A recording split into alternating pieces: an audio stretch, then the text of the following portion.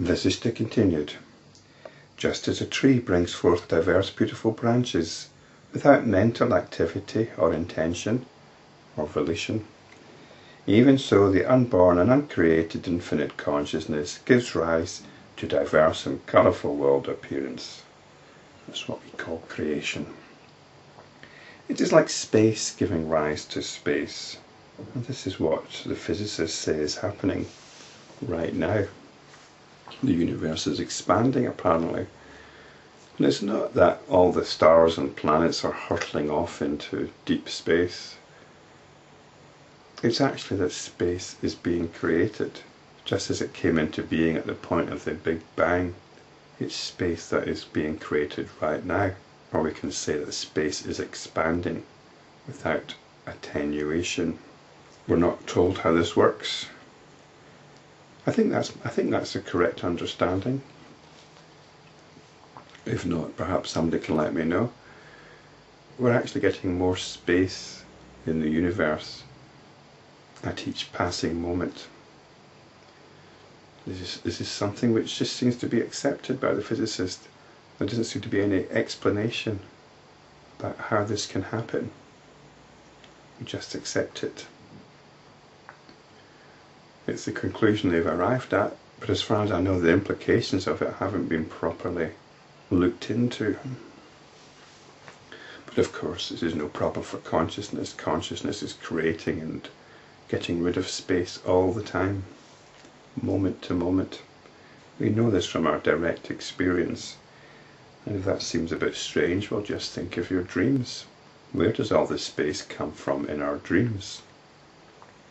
And where does it go to?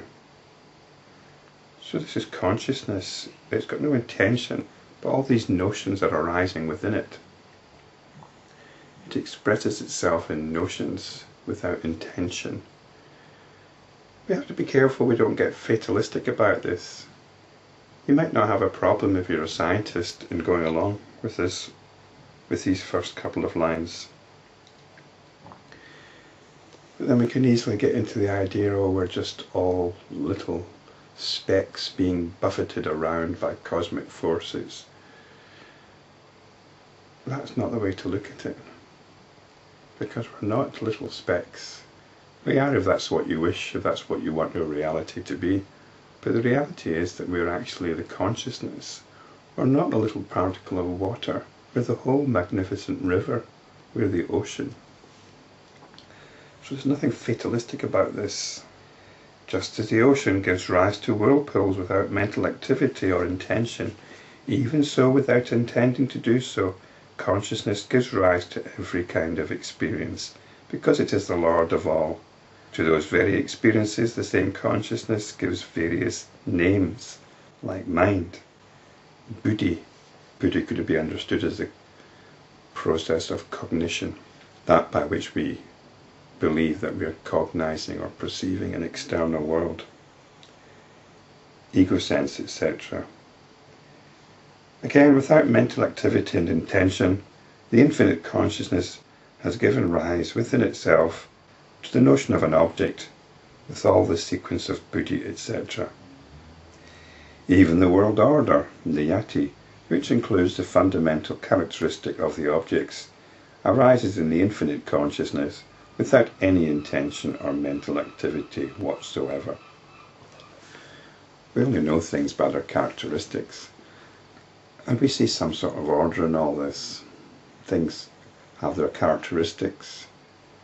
The sky is blue, oranges are round and have a particular texture of skin and taste. Why should that be? These are the characteristics. Why should things such as oranges have come into being? It doesn't matter. It doesn't matter. These are all part of the natural order. You can look into these things in a scientific way, and that might give you some answers which are satisfying. But from the point of view of the bigger picture, it's just as it is, without any intention. Moreover, it is all one. The tree includes the trunk, the branches, the leaves and the flowers, the distinction being verbal. Even so, the infinite consciousness includes everything, the distinction being verbal. And this is a very important point because we know this truth deep down. Deep down we're good at understanding diversity in terms of oneness. We as individuals are examples of this. We assume we're a single entity. But there's so many aspects by which our individuality can be examined. And none of them encapsulates our individuality. Our individuality is a kind of an umbrella term which we give more existential credence to rather than whatever our components or constituents might be. Scientists will happily tell us that we are made up of hydrogen atoms and that's our reality. Well, this is nonsense. This is absolute nonsense.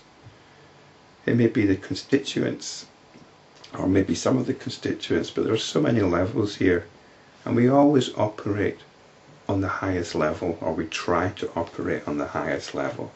So we have this notion of individuality, which is far superior to any notion of hydrogen atoms.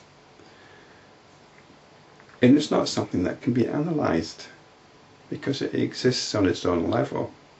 This is what happens with a simple object. The computer mouse. The computer mouse. It's an abstraction. Every mouse is different. And yet we abstract the notion of mouse.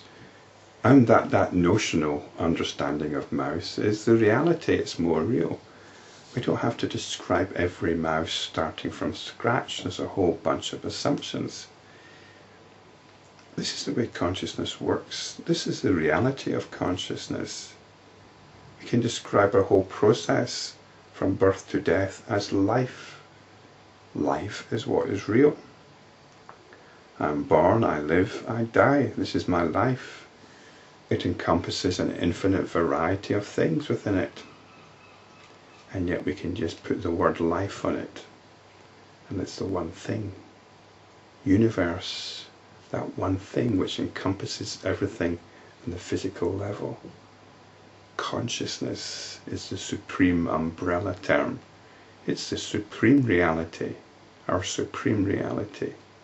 Consciousness or Brahman.